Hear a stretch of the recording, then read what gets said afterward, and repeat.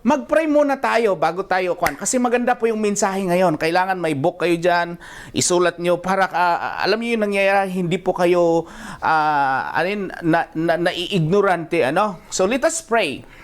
Yes, Father God, salamat sa gabing ito, Panginoon. Lord, thank you na kahit may interruption pero hindi po kami magpapapigil. Lord, hayaan mo nang yung mensahe ay dumaloy sa iyong mga anak at maintindihan nila. Lord, hayaan mo na malaman namin ang tunay na ilaw, Panginoon. Lord, have your way in Jesus' name. Amen.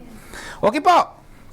So, alam niyo po, darating, makinig dito darating yung araw na wala na kayong mapapakinggan na preaching. Darating yung araw na wala na kayong mapapakinggan na salita ng Diyos. Darating yung araw na hindi na kayo makapapakinig ng mga pastor, mga preacher. Darating yung araw na ang tao'y maghahanap ng salita ng Diyos, but it's too late. That's why it's very important na pag may ganitong salita ng Diyos, live stream kahit may interruption, wag po kayong maiinip, dyan lang po kayo. Itong mensahe na to, this is one of the most important message na aking isi-share ngayong gabi na kailangan maintindihan nyo. Dahil yung mga nangyayari ngayon ay kung hindi mo alam ang salita ng Diyos, malilinlang ka, mababalisa ka, magwawala ka, masasaktan ka, at iba pa. Kaya please lang, dyan lang po kayo. Okay? So sabi niya, sa first slide, sa verse Matthew 4:4. Pakibasa, sister. Matthew 4, verse 4, Man shall not live by bread alone, but by every word that comes from the mouth of God. Okay. Importante, kapatid, na mabalance mo yung buhay na to. Merong physical, merong spiritual. Yung sabi niya dyan, na man shall not live by bread alone, represent po yung kinakain natin na bulalo, kanin, chapate, biryani. Yan po yung pang physical mo. Pero yung but by every word that comes from the mouth of God, yan po yung pang spiritual mo. So, ang physical, lagi ko pong sinasabi na 70 to 80 lang tayo. Maybe you will live 100, pero at the end of the day, lahat po tayo dito'y lilisan sa mundo na to. Pero yung spiritual mo na kung saan kailangan mapipid mo is kailangan mo ng Word of God. Without the Word of God sa isang tao, siya po'y isang pangit. Yan, ganun na lang sabihin ko. Siya po'y malilinlang, kapatid. Kaya this afternoon, this evening, kailangan andyan lang kayo, talagang mag-focus po kayo, because if you don't study the Word of God, if you don't love the Word of God, if you don't meditate the Word of God, mahirap po yan. Mag-i-struggle ka. Later on, I will share ano ang pagkakaiba ng isang tao na walang Word of God at meron. Ako po walang Word of God sa buhay ko noong araw, and I can tell you that I'm in a mess. Talagang nabuhay ako ng magulong buhay. So now, tignan niyo po to. Isingit ko lang po tong verse na to. Itong nangyayari na to, kung alam mo tong Word of God, hindi ka po masusurprise, hindi ka matatakot. Tignan niyo ito na lang halimbawa tong verse na to. Basahin mo, sister. Yan.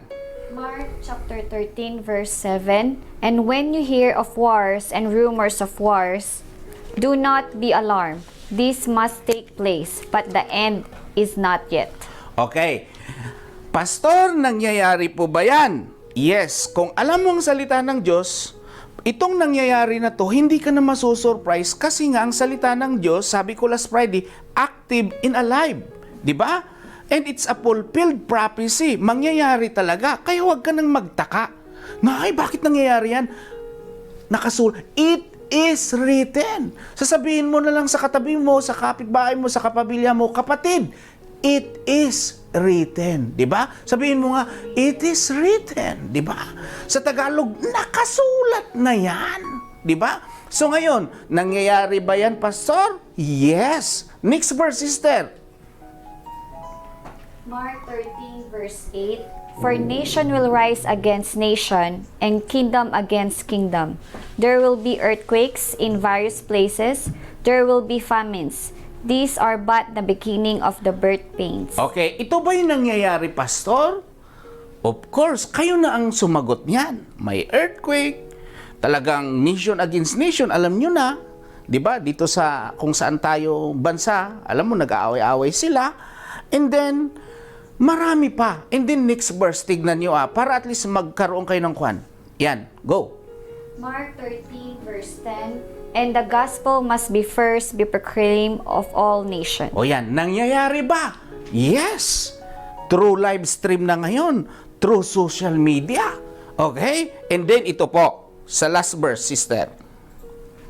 Mark 13 verse 13. And you will be hated for all by your name's sake. But the one who endures to the end will be saved. Okay, ito po, makinig mga kapatid, bago pa tayo pumunta sa message na heavenly light, di ba?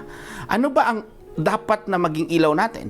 So ito po, halimbawa lang po yan na kailangan tayo mahalin ng salita ng Diyos, basahin ng salita ng Diyos, para kahit may nababalitaan kinang nagbubumbahan dyan, mayroong earthquake doon, may away doon, may COVID doon, o balita ko, may second lockdown sa China uli, pangalawang lockdown, at ibang virus. Well, it is written. Di ba? Ngayon sabi niya diyan, ang ganda nung last, but the one who endures, kasi and you will be hated. One of these days, magkakaroon ng persecution. Mapipersecute ang mga believers. And then, sabi niya, ito ang magandang news, but the one who endures to the end will be saved. Kapatid, makinig, maging seryoso ka na sa pagkakristyano mo. Huwag ka nang susuray-suray. Huwag kang re-relax-relax dyan. Kasi kapatid, tingnan mo sabi niya, but the one who endures to the end will be saved. So please lang, niwawarningan ko kayo. Marami na pong signs na kailangan magsigasig tayo. Every time na may live, excited ka. Lalo kung taga-wipan ka, mag-tag ka, mag-share ka. Kasi parating na ang Diyos.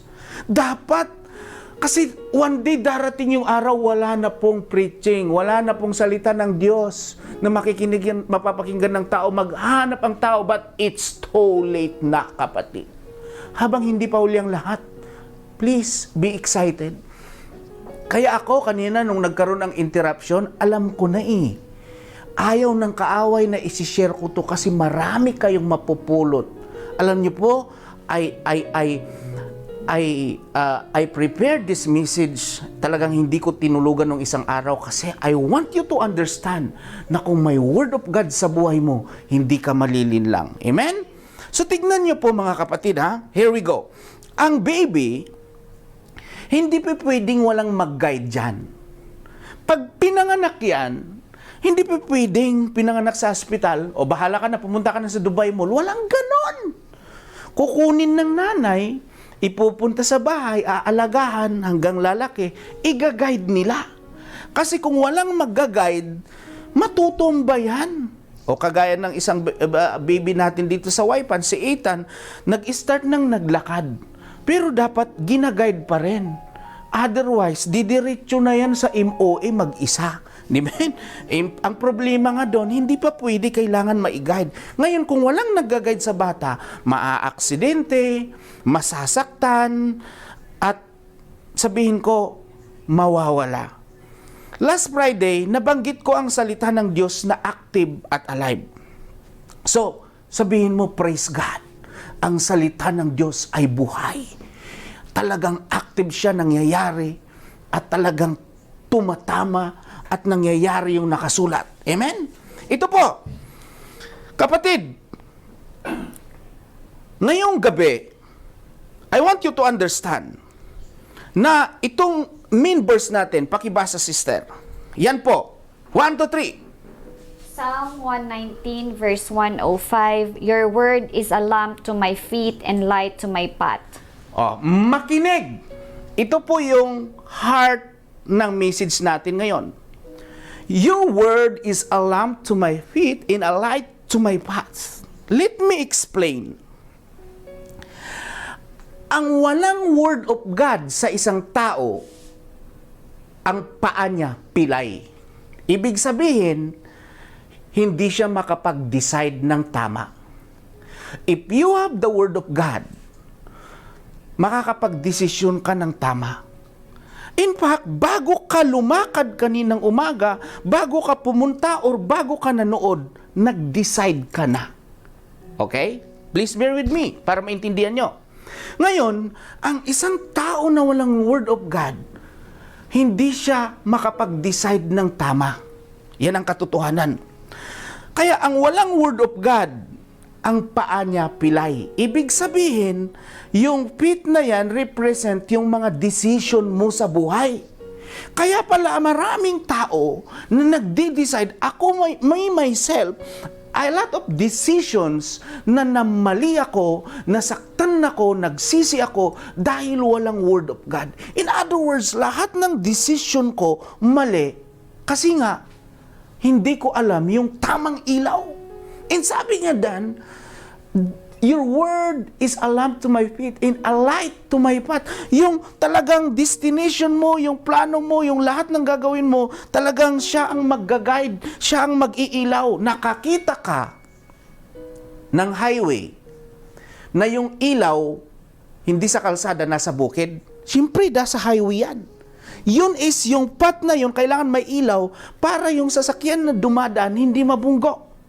O ganito na lang, sino po dito yung taga-probinsya? Ako po'y nabuhay sa probinsya, meron kaming lampara, meron kami yung tinatawag na kahoy, we called saling, meron ding flashlight. You know, one day po naglalakad ako, ginabi ako. Grabe, nahulog po ako, buti talaga. Hindi po ako as in nasaktan.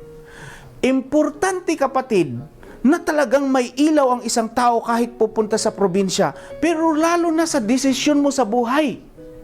Okay? Okay ba ang boses natin? Kailangan, lahat ng desisyon mo, kailangan may word of God. Kaya, kung may word of God, maganda.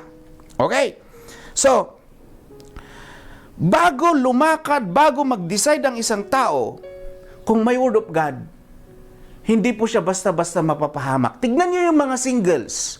Ano ang sabi ng salita ng Diyos? Hindi ko na ilalagay dyan. Do not equally yoke to unbeliever. Bakit pinapatulan mo pa rin yung blue eyes? Bakit pinapaturan mo pa rin si Prakash? Ang sabi niya, born again kang tagal-tagal mo. Pastor, ang gwapo kasi. Ang tangos ng ilong. Di wow. Ngayon, iiyak-iyak ka kasi after 2 years, ginamit ka lang. Kami rin. Diba? Akala nyo kayo lang. Minsan, alam mo yun, yung talagang nasasagot namin yung mga babae. Kailangan talaga, kapatid, you have the same faith. In other words, believer. Alam mo, kahit panguang ilong yan, anointed naman, okay, disappointed ang ilong, pero praise God, parihas ang pananampalataya. Ang sabi sa salita ng Diyos, kailangan mapapangasawa mo, same, my friend. Diba? Bakit si my friend ang pinatulan mo? Diba? Nakakalungkot. Amen, andyan pa ba kayo? Halimbawa lang yon. The reason why a lot of ladies na bumigay ay dahil hindi nila alam ang salita ng Diyos. At kung ikaw ay nakikinig, huwag ka naman matamaan. Sabihin mo, Pastor, ako dyan, isa ako dyan, pero ngayon alam ko na. Amen? Listen yun sa'yo. So please lang. Ngayon, ang Diyos kasi, gusto niya na i-direct ka na through His Word. Okay? So ngayon, ito po, ang Diyos kasi, lahat ng decision natin, kailangan meron siyang direction. Maalala niyo po si Peter, naghuli sila ng isda. Pare, walang nahuli, magdamag. Dumating si Lord ngayon. Sabi niya, ilagay niyo yung lambat sa kanan. Di ba merong kwan doon, specific na direction, kanan, hindi kaliwa, or sa likod, or sa harap. In other words, ang Diyos, gusto niya na i-direct tayo yung gusto niya na specific na direction. Amen? So, ngayon, paano ka i-direct? Sa salita ng Diyos. Yun ang ilaw mo. Ngayon, ang isang tao na talagang hinahayaan niya na si Lord ang mag-direct sa kanya through His Word, ay may mangyayari. Ngayon, ang daming mga born again ngayon, ang tagal-tagal, iba pa rin direksyon pinupuntahan. Bakit? Hindi nagbabasa. Yung Bible niya, may surot na. May alikabok. Ang bago pa rin. Inabili na 10 years back. Tapos gusto mo ma-direct ka. Wow, mali. Kapatid, andyan pa ba kayo? Ngayon kapatid, I want you to understand this message tonight. Because I want you na hindi kayo manilang, lalo sa panahong pandemya ngayon. Pastor, magra-rapture na ata. Magsiseryoso ko na ako. Ibig sabihin, hindi ka pala seryoso. 5 years ka na sa Wi-Fi. Umayos ka. Ibig sabihin pala, ngayon ka lang magseryoso. Pastor, natatakot ako. Mararapture ba ako? Ikaw nakakaalam dyan. Ikaw, paano ka mararapture kung kang kasama mo naman si George? Oh. So please lang, kapatid, may gagawin ang Diyos sa bawat isa na nakikinig. Maintindihan nyo lang to, bukas, iba ng direction nyo. Kasi yung iba, sabi ni Lord, sa kanan ka, ikaw naman, kumakaliwa ka. Lahat ng gusto ni Lord na direction, kinukontra mo. Kaya hindi ka pinagpapala. May ilaw na si Lord eh. Dito ka na anak. Lord, gusto ko dun sa madilim. Alam mo, sa madilim, ang hirap niyan. I remember, nasa probinsya kami, pag yung lula ko po, nabigyan namin ng sign na natatakot kami sa multo. 12:00 ng gabi, ilalabas kami ni Ate Dona sa labas. Ate Dona, nakikinig ka dyan? Nandiyan ka ba? Grabe, nung nilabas kami sa labas, sa probinsya, 12:00 ng gabi, walang ilaw. Ay, grabe pala, ang ma-imagine mo doon, puros negative. Ito nga ang problema eh. If you are in darkness, hindi mo makikita, mabivisualize yung magandang vision na binigay ni Lord sa'yo. In fact, pag nasa darkness ka, hindi vision, bisyo. Nandyan pa ba kayo? Okay. Ginugulat ko kayo kasi baka inaantok na kayo, baka kumain kayo, baka naghihilik na kayo dyan. So ngayon kapatid, alam mo ang salita ng Diyos. Iyan talaga ang susi para maging successful ka. Joshua 1:8. Hindi ko na nilagay dyan. Ilagay nyo na mga leaders para mabasa ng mga kapatid. Joshua 1:8. Pero, I remember talaga, nung bata pa ako, grade 4 pataas, I always touch yung Biblia ng nanay ko. Lalo na pag Saturday, at alam ko na katapusan, alam ko isisingit niya yung tithes niya dun eh. Grabe naman talaga, ininanakaw ko yung tithes. But I don't realize, without my knowledge, yung Biblia niya pala na hinakawakan ko for the past years, yun pala yung makakapagbago sa buhay ko. Yun pala yung magdadirect para gaganda ang buhay ko. Kaya nga wala akong nakitang Kristiyano nagkaroon ng intimate minahal niya ng word na napalala. Gumanda ang buhay. Yung iba nga dyan, namumulutan ng pusa sa sarja, pero nung minahal niyang word of God, pastor na. Praise God. Amen. O, kilala niyo yan. Huwag ko nang banggitin. Ngayon, tignan niyo po. Nung hindi ko alam ang word of God, grabe talaga. Ay naku, sabihin ko sa inyo. Talagang, ito mga kapatid, intindihin niyo to. Ang sabi niya dito sa next slide, sister. Basahin mo, sister, Tagalog. Psalm 119 verse 105, Salita mo'y isang tanglaw na sa akin ay patnubay, liwanag na tumatanglaw sa landas kong daraanan. Wow! Tinagalog ko lang yon, okay? Sabi niya, ang salita mo'y isang tanglaw. Wow! Na sa akin ay patnubay. Yan yung mga Tagalog ni Sis Ruth, ano? Liwanag na tumatanglaw sa landas kong daraanan. Mga ganun eh. So, pero tignan nyo without the Word of God, walang ilaw ang isang tao. Kaya wasak, warak ang buhay. nahihirapan. In short, he will perish. Kaya nga sabi niya sa next verse, basahin mo, sister. Hosea 4 verse 6, My people are destroyed for lack of knowledge, because you have rejected knowledge. I reject you from being a priest to me, and since you have forgotten the law of your God, I will forget your children. Amen. Tignan mo, kaya pala, ang tao'y naghihirap, wala talagang nadidestroy sila sa bisyo or kahit ano man dyan na worldly things, it's because wala silang knowledge sa Word of God. Kaya importante, kapatid, na alam mo ang salita ng Diyos. Kasi yun yung ilaw mo para may magdadirect sa'yo. Okay? Basahin mo sa next verse, sister. Maganda po to, pakinggan.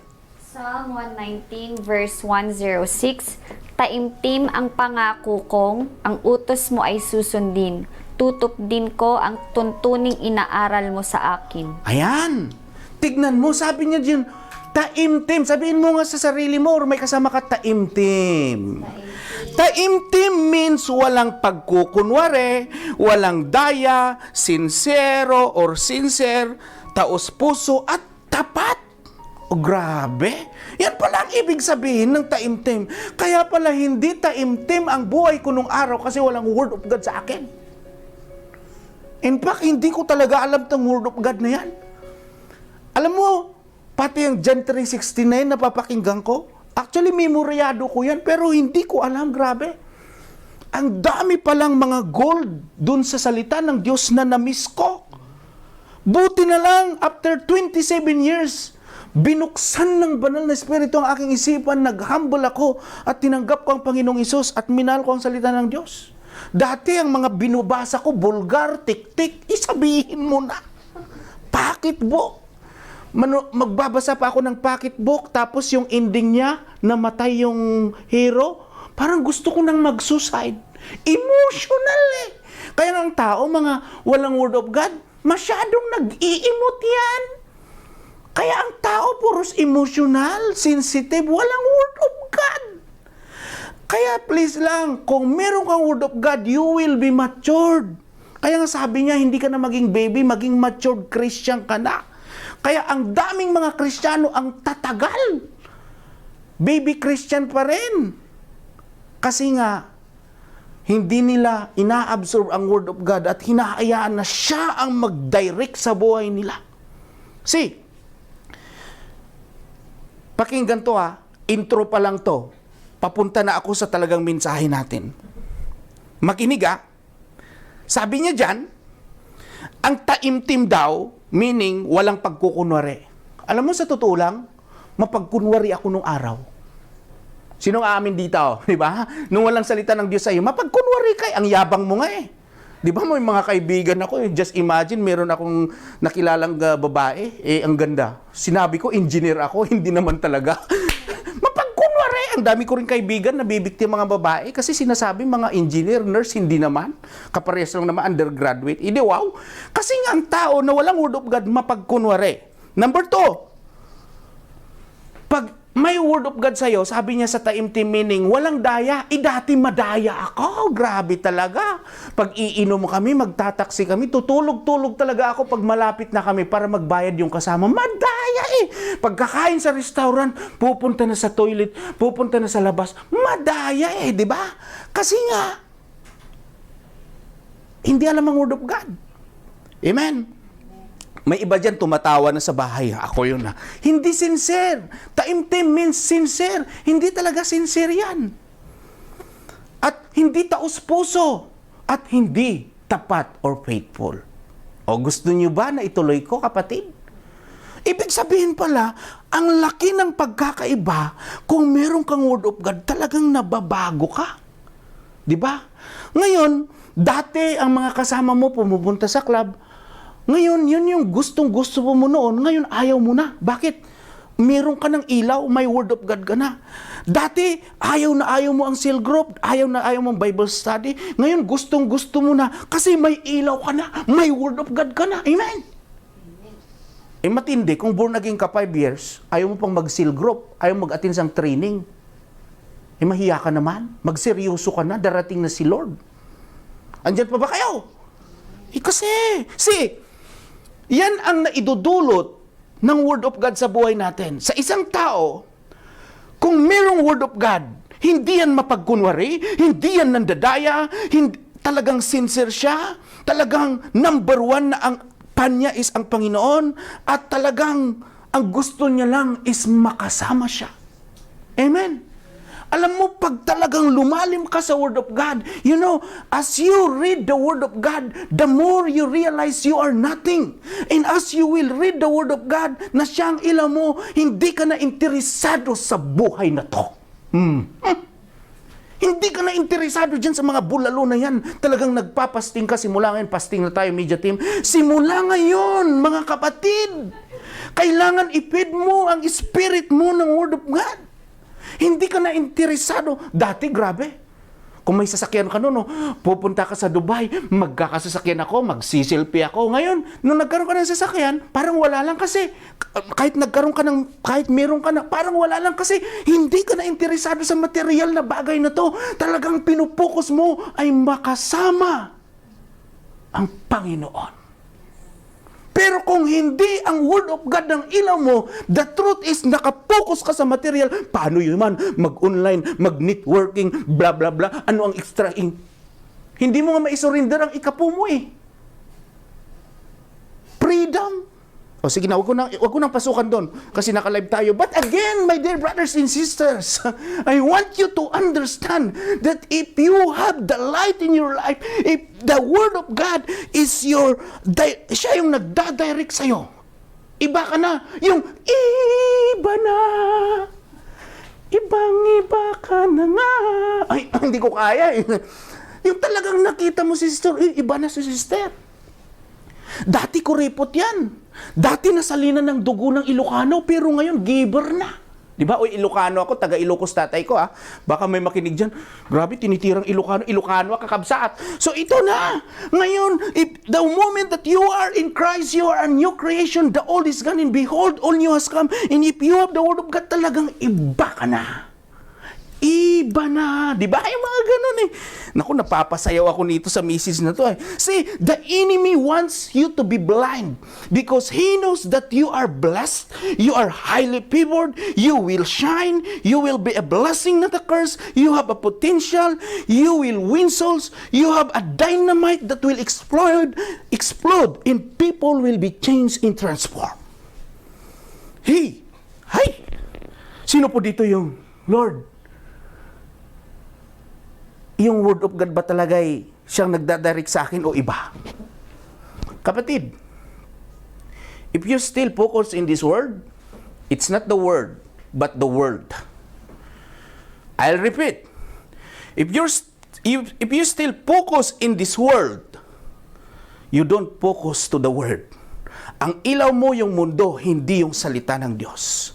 And I'm telling you, lalo sa panahon ngayon, you know, you need to read the Word of God. Para alam niyo kung magra-rapture ba, babalik na, or ito'y warning lang. Kasi, just imagine kung pinapakinggan niyo lang yung preaching ni pastor. Hindi ka pa nagtitik note. Mahirap po yan. Big problem yan. Nagkakaroon ka ng spirit of familiarity.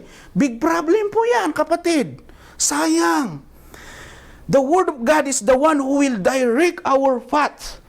Ilaw para hindi tayo madapa, mahulog, mabangga, malinlang, manakawan, mawalan, maghirap, at iba pa. Sino po dito ang alam ang Google? You know, I've been driving in this region for how many years? Since 2008. This city is very small compared to Manila. Pero kahit maliit pa, I need Google kung pupunta ako sa bar siya at sabihin ni sister, ito po yung building mi, pastor, kulay brown. Hindi, wow, ang daming brown dyan. I-Google mo. So ngayon kung may Google, madali ko na lang mahanapan yung building niya na brown. Kasi nga naman, just imagine, meron po akong pinuntahan. Anong kulay ng building mo, sister? Kulay brown po, pastor. Pumunta ako, puros brown. Sabi ko, ano ba naman itong si sister? Common sense naman. Di ba? Yung mga news ngayon sa Pilipinas, just imagine, sinasabi dun sa bahay daw, magsusocial distancing, magmamas. Ano ba yung mga news na yan? Common sense naman. Okay rin naman sa mga bahay ko, dito sa kuwan, magmas na tayo para iwas kumain ng madami. But anyway, kailangan. Tignan mo ang Google. Ang gandang na itutulong sa mga driver na bago. Hindi sila naliligaw. Imagine si Pastor Rolly noon, kakilala ko. Kabago-bago, pupunta lang ng Dira, napunta ng Al-Ain. Dahil walang Google. So imagine yung Google na yon, talagang siyang nagdadirect. Di ba? Yung gulo-gulo na yan, yung Google na yan, naku talagang gandi. So, ganun din sa buhay natin. May Google tayo, ang Word of God. Yan ang totoong Google. Hindi ka maliligaw. Kasi ang Google minsan, nako, meron palang daanan na mas maganda. Iniikot ka pa talaga doon sa kuwan. So, minsan hindi mo pagkakatiwalaan, pero ang Word of God, magandang Google mo sa buhay. Hindi ka malililang. Hindi, alam mo, sabihin ko sa iyo, kung if you love the Word of God, hindi ka basta-basta malililang. Amen? Tingnan mo ang eroplano. Maraming eroplano na aksidente doon sa pathway nila. Kasi yung ilaw, wala. Idilim. Wala. Nag-crash.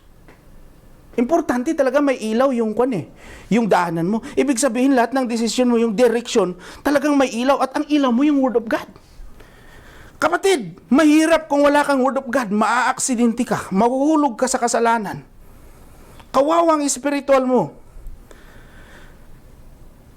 Kasi napansin ko talaga ang isang tao na walang salita ng Diyos, ay nako, magulo ang buhay. Lahat talaga kalukuhan.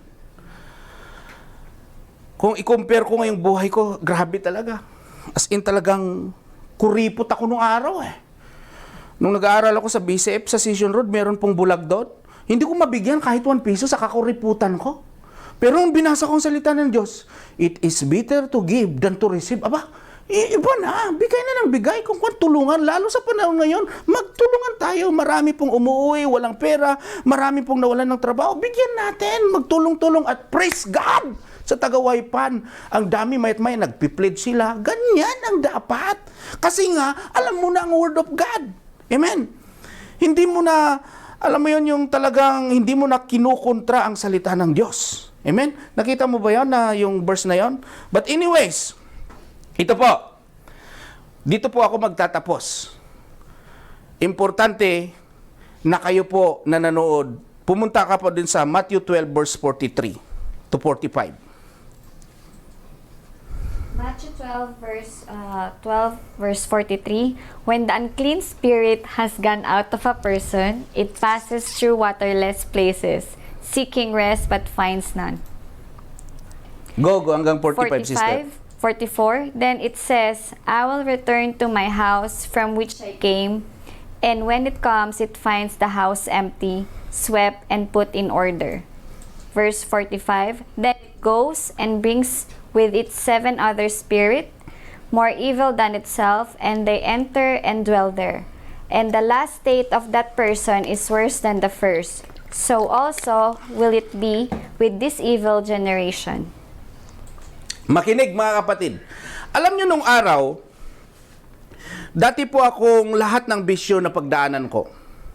And then na born again po ako, mayroong Word of God na sa akin. And then 2010, nag-backslide ako. Bumalik ako sa mundo. At nung bumalik ako sa mundo, mas grabe yung naging bisyo ko. Nakita ko ang Bible talaga, totoo Bakit ko pinabasa yan? It's very dangerous na ikaw ay mag-quit. It's very dangerous na ikaw mag-backslide. Kung 1 taon ka, 6 months, 2 years kang believer, at marami kang pinagdadaan ngayong pandemya, kailangan magpatuloy ka. Huwag mong sabihin na, Pastor, ayaw ko na mag-church. Bakit? Daming problema Pastor. Pastor, ayaw ko na. Bakit? Nandide-depress ako, Pastor. Nadidrain ako. Pastor, ayaw ko na. Gusto ko na mag-suicide. O, sige, tuloy mo. Sige, tignan mo. Di ba? Pero wag, kahit anong problema, wag kang bumalik sa pinanggalingan mo kasi mas magiging worse ka. Marami akong patutuo dyan, hindi lang sa akin, mga kapatid na nag-backslide. Mag-comment kayo dyan, mga backslider. Sabi nyo, Pastor, totoo po yan. Naging worse ka lalo kang pumangit. Ngayon na nga, gumanda ka na nga, may Word of God sa'yo. Kasi pag may Word of God sa'yo, nagsashine ka. Di ba? Kaya gusto kong pumupunta sa Uganda kasi sabi ng mga African doon, hey Pastor, you look young, you're very young, you look 22. Sabi ko, grabe, talaga. Ang sarap kasi pag sinasabing bata ka 22. Yung mga iba dyan, Pastor, ilang taon ka na? Mag-50 ka na, Pastor? Excuse me. I stop counting. 19 ako, naintindihan nyo. Parang ang sarap kaya pag may nagbo-birthday kagaya ni Pastor Ramil, huwag nyo namang ipahalata na mag-50 siya. Uy, Pastor Ramil, parang 25 ka pa lang, Pastor. Pauwi na nga, titirahin nyo pa. Amen. So ngayon, parang grabe. But if you have the Word of God, hindi makikita na talagang matanda ka. Parang you still fresh, di ba? Lalo pag magising ka, nagbasa ka ng salita ng Diyos. Tapos merong inspiration na pupasok ka, na kahit nakita mo yung amo mo na hindi nagpapasahod, kahit nakasimangot, kahit nagsisigaw, but you have the Word of God. Hey, I don't care, di ba? Ikaw naman kasi hindi ka nagbasa, pumasok ka, born again ka, tagaway pang ka, tinira mo yung 2 hotdog, pumasok ka na. Iwan ko sa'yo. Tapos ngayon, maghapon na nasira ang buhay mo. Nasira na kasi mangot kapag uwi mo, titirahin mo yung asawa mo, kasama mo sa bahay, sa bed space, dinanamay mo, kasalanan mo kasi you don't know that you have a light who will direct you every day. Kapatid, buksan mo, buklatin mo. Baka ilang surot nang pumasok dyan sa Bible mo. Amen, amen. Oh, oy, ba't kayo nagko-commit ng Yulok 49 kay Pastor? Matitisod si Pastor Ramil na yan, baka biglang, anyways, hindi, wag kang babalik, kapatid. Again, i-close ko na. Kasi, meron akong ipapanood na video para sa message ko na to. Darating yung araw, mawawala ang salita ng Diyos. Darating yung araw, maghahanap ka ng preacher. I want message. I want ebanghelyo. I want good news. Wala na. Huli na ang lahat. Kaya kayo, taga-Waipan, i-share nyo ng i-share sa family nyo. Mag-create kayo ng groups. We don't know. Maybe hindi man mapakinggan ngayon, wala sila sa live. Maybe the next day after 1 week, matatauhan sila. Kailangan pala ang Word of God. Amen? Basahin nyo para hindi kayo nalilinlang. Huwag kayong maniniwala na ipagpipray kayo pag namatay kayo at masisave kayo. Hindi po ganun, walang ganon. Hebrews 9:27, all of us destined to die once after that judgment. Again, this life is very short, kapatid. Ito po yung rehearsal mo papuntang langit. Pag hindi mo nagawa yung rehearsal dito, it's not your pastor, it's not your parents, it's you. You need to help yourself to grow, to develop. Pag hindi mo ginawa yan, wala kang sisisihin. God has given you many opportunities to know Him, to know His Word. Kaya please lang, ako, bibili ako ng salita ng Diyos this week. Pag magpabili kayo, wag nyo nang tanongin, Pastor, meron bang tig-30, Pastor? Wow, tapos makabili ka ng iPhone 3,000 dirhams? Bumili ka ba? Salita ng Diyos, yung tagwa 100, maganda na yun. Yung ganito, kulay red pa, pare. Favorite color. Amen. So, ganon. Hindi yung kung ano-ano, kapatid. Andyan pa ba kayo? So, meron tayong closing prayer. I pray na ang natutunan natin ngayong gabi ay marami pa akong gustong i-share pero wala na tayong oras. Sana po na-enlighten kayo. Sana mahalin nyo. Kailangan ma-realize nyo na ang salita ng Diyos ang nagdadirect sa lahat ng desisyon nyo. Amen? So God bless. And sino po yung may closing prayer? Ay, meron po tayong meron po tayong prayer request. And then may salvation pa. Okay? Wala? O isa lang. Sige, saka na yung kwan. Ito na lang prayer request. Let us pray. Ilagay nyo lang dyan, praise God. Ibalik ang papuri sa Panginoon para makita ko yung sinong nanood. Kasi baka merong sumilip lang na naman na leader, mahiya kayo. Okay, healing. Yan, sa mga prayer request tayo po'y manalangin. Yes, Father God, salamat sa gabing ito. Lord, we pray for these people. Nanghingi sila ng kagalingan, sina Brother John Bert Bimbrado, fast recovery from motor accident. COVID-19 positive patients sa Philippines, sa UAE, all over the world. Lord, we pray, Panginoon, na Ikaw ang gumitna sa kanila, Panginoon. Good health and protection sa Biray family, Kayabiyab family, in all MRR Queen of Peace residents.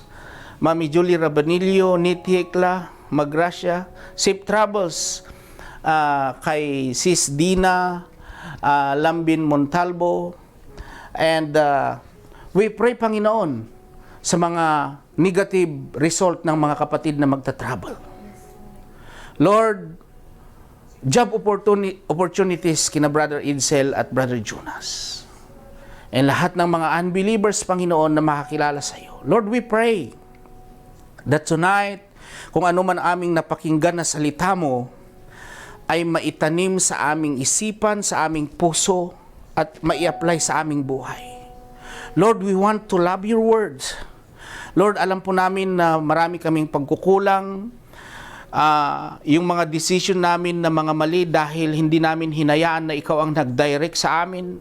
Naging matigas ang puso namin, naging ma-pride kami, but this evening, we will just humble, Panginoon, at patuloy na ikaw ang mag-guide sa amin. Lord, minsan masakit, ididisiplina mo kami, but it's our for own good, Panginoon. So Lord, salamat na ang iyong salita mo'y buhay. Thank you for your word. Lord, bless all the people who are watching, all Waipan people, lahat ng pamilya nila sa Pilipinas at nasa ibang bansa. Lord, i-comfort mo sila, lahat ng mga nanghihina, lahat ng may yung nadidrain, nadidepress, Panginoon. Lord, hug mo sila, Panginoon. Lord, matulog sila na baon-baon ang iyong salita ng Diyos.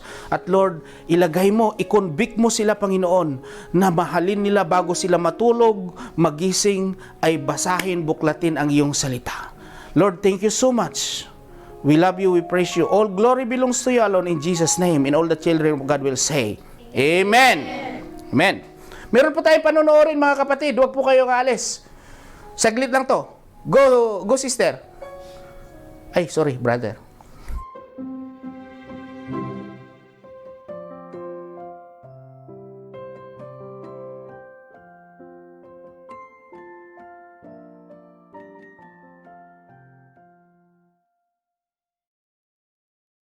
Happy birthday, Tita Ranimo. I love you.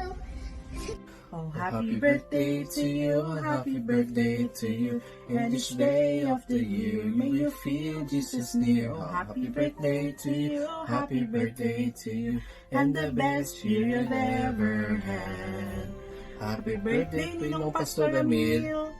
Stay healthy and young and more candles to blow. See you in Waipan, Philippines. God bless. Bless you now. Said in happiest birthday, Pastor Emil.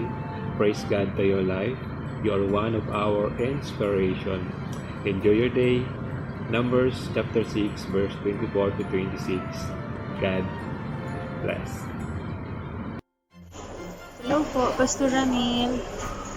Advance happy birthday po. And ingat po palagi. Hindi ko po makakalimutan yung palagi po kayong nasa before po mag-start yung service, nasa labas po kayo ng hall, nag-welcome po sa mga bago at sa mga paparating. Tapos pagkatapos ng service, andun kayo ulit. Tapos hindi ko talaga makalimutan yung sinasabi niyo po na patuloy lang sis. Yun po talagang linya niyo po, Pastor Ramil, na tumatak po talaga sa akin. Palagi niyong sinasabi na magpatuloy lang. Kaya maraming salamat po, Pastor Ramil. And then, the Lord bless you and keep you. The Lord make His face shine upon you and be gracious to you. The Lord lift up His countenance upon you and give you peace. Numbers 6:24 to 26. God bless you, Pastor Ramil, and advance happy birthday. Thank you so much. Happy 21st birthday, Pastor Ramil! Happy birthday to you! Happy birthday to you! May the Lord bless you and bless you bountiful, thousandfolds. Happy birthday! In behalf to all the DAPCG, we would like to extend our heartfelt greetings to Pastor Ramil in his special day. We pray and we declare of more souls to come, more of God's wisdom, knowledge, and revelation. Have a safe flight, and God bless you 1,000-fold. Advance happy birthday, Pastor Ramil! Yan. So, hindi na namin tatanungin kung ilang taon ka na. Kaya. So, Pastor Ramil, dalangin namin sa inyo yung word ng Lord sa Jeremiah 29 verse 11. For I know that plans I have for you, declares the Lord. Plans to prosper you, not to harm you. Plans to give you hope and a better future. And alam po namin, your way going back to the Philippines ay i-bless po niya ang ministry na pinagkaloob. Happy birthday, Pastor Ramil. Pray for a good health and long life. Thank you, Lord, for using you mightily in His kingdom. Amen. Amen. Happy birthday. Hello, Bishop Ramil. Happy birthday. May patuloy ka bless ng Panginoon. Patuloy ka bigyan ng kalakasan ng galing sa Kanya at maayos na kalusugan. At patuloy ka bigyan ng wisdom, knowledge, understanding, discernment na gagaling sa Kanya. Hanggang sa pag-uwi, God bless. Hello, Pastor Ramil. A blessed day for you because today is your birthday, right? So, we want to wish you a happy birthday. Stay healthy, spiritually, and physically also. God bless wherever you are. Take care always. Guard your heart. And always stay connected with God. Keep strong. And stay healthy always. Okay, greetings from Zion. Happy birthday, Lolo Ramil. Oh, Uncle Ramil pala, hindi pa Lolo. Okay, God bless. Bye-bye. Happy birthday, Pastor Ramil. May the good Lord bless you and keep you always. Ingat po sa pag-uwi and see you again someday. Happy Stop Counting birthday, Pastor Ramil. On behalf sa Aglano family, we would like to greet you a happy birthday. And we pray that this year will be a year of harvest. 500 Philippines, let's go. God bless. Hello, Wife and family. Hello, Pastor Julius. Hello, faithful dreamers. Happy birthday, Brother Ramil. May you enjoy your day today. Happy birthday. God bless. Happy birthday, Pastor Ramil. Stay blessed as you continue to serve the Lord. Be encouraged always and stand to the truth and stay blessed. Happy birthday, Pastor Ramil. May our good Lord bless you and with your family. Hello po, Pastor Ramil. Happy and blessed birthday po sa inyo. May the love, joy, and peace that comes from our Lord Jesus Christ be with you always. And kahit saan man po tayo mapunta, may His glory shine upon us. Happy birthday! Happy birthday, Pastor Ramil. Sa isang taon ko po sa wifi, marami po akong natutunan sa inyo. But especially yung tuloy-tuloy lang, kabsat. And ngayon, magpapatuloy pa rin. Best wishes po, lalo na po sa Pilipinas. Sana po lumago ang ating church and we will support you. God bless. Happy birthday, Pastor Ramil. As the Bible says, that goodness and mercy will follow you wherever you will go. We're always here to support you and God bless you more. And we're very excited sa Wife and Philippines na ibubuksan mo. God bless you! Happy birthday to one of the most reliable person, Pastor Ramil. May goodness and mercy of the Lord will follow you wherever you go. Happy birthday, Pastor Ramil. Nawa ay bless ka ng Lord ng higit sa inaasahan mo.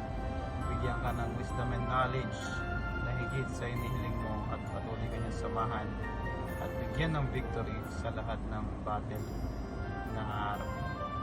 Once more, happy birthday and may God always be with you.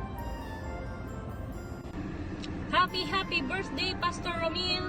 May the light of Jesus shine on you always. God bless you. Hey, happy birthday, Pastor Ramil. More grace, more wisdom, anointing, and more souls in the kingdom of God. God bless, and we love you.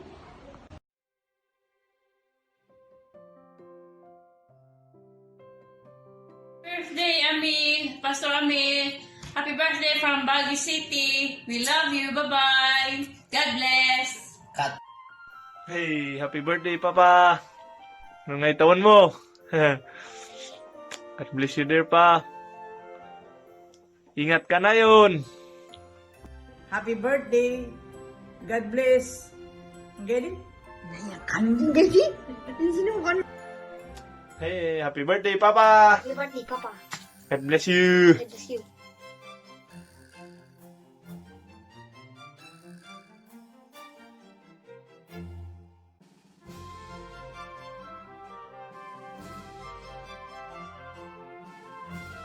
Uncle, happy birthday, Uncle. Happy birthday, happy birthday. Happy birthday, Uncle.